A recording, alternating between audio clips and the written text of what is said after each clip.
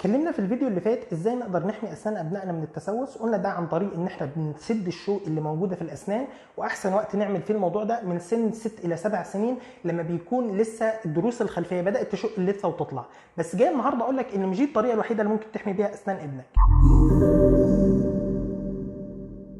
الطريقه الثانيه ان انا اديله فلورايد اللي بيخش في تكوين السن ويزود صلابه طبقه المينا ومقاومتها للتسوس. ازاي بدي فلورايد لابني؟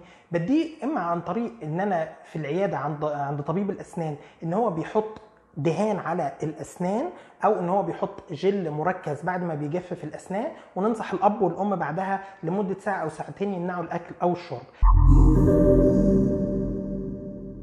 في طريقه تانية ان انا ادي فلورايد لابني وتفرق كتير في تكوين السن، وهي ان انا بديله سبلمنت بنجيبه من الصيدليه، بيكون في شكل دروبس او في شكل اقراص للمضغ او في شكل غسول. بس ده لازم بيتم عن طريق وصفه طبيه، لانه بيتحدد على حسب وزن الطفل وعلى حسب سنه، وكمان على حسب الميه اللي بتتشرب، لان لو الفلورايد موجود في الميه بالنسب المطلوبه وقتها مش هنبقى محتاجين نزود فلورايد، لان زياده الفلورايد بتضر بالاسنان.